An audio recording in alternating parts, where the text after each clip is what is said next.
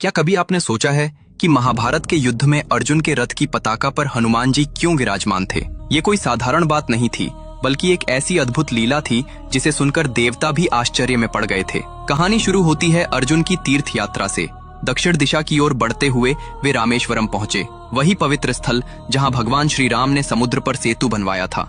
लहरों को देखते हुए अर्जुन बोले, ये स्थान दिव्य है, पर एक बात समझ नहीं आती।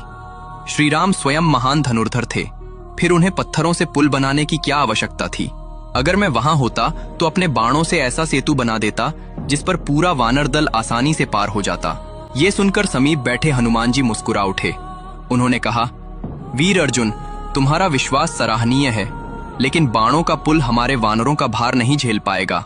अर्जुन ने तुरंत जवाब दिया, यदि मेरा सेतु टूट जाए तो मैं अग्नि में प्रवेश करूंगा, और अगर सेतु टिक गया तो आपको अग्नि में प्रवेश करना होगा। हनुमान बोले, स्वीकार है। अर्जुन ने ध्यान लगाया, गांडीव उठाया और दिव्य बाण छोड़े। क्षण भर में समुद्र पर एक चमकता हुआ सेतु बन गया। जैसे ही वो तैयार हुआ, हनुमान जी ने अपना विराट रूप धारण कर लिया।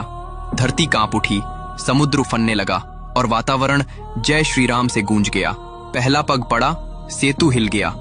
दूसरा पग पड़ा, चरमराहट सुनाई दी, और तीसरे पग के साथ ही समुद्र का जल अचानक लाल हो गया, मानो उसमें किसी का रक्त घुल गया हो। हनुमान बोले, अर्जुन, अग्नि प्रज्वलित करो, मैं हार स्वीकार करता हूं। अर्जुन ने तुरंत अग्नि जलाई, लेकिन उसी क्षण चारों दिशाओं में दिव्य प्रकाश फैल गया। उस प्रकाश से भगवान श्री कृष्ण प्रकट हुए। कृष्ण मुस्कुराकर बोले, हनुमान, जब तुमने तीसरा पग रखा, मैं कछुआ बनकर नीचे था। तुम्हारे चरणों के प्रभाव से मेरा कवच फट गया और रक्त बहा। वही समुद्र के लाल होने का कारण था। यदि मैं नीचे ना होता तो सेतु पहले ही ढह जाता। ये सुनकर हनुमान जी की आंखों में आंसू आ गए। वे बोले, प्रभु, अनजाने में मेरे चरण आप पर पड़ गए, मुझे क्षमा करें। कृष्ण ने कहा, हनुमान, ये सब मेरी ही इच्छा थी। अब तुम अर्जुन के रथ की ध्वजा पर विराजो ताकि उसकी विजय सुनिश्चित रहे।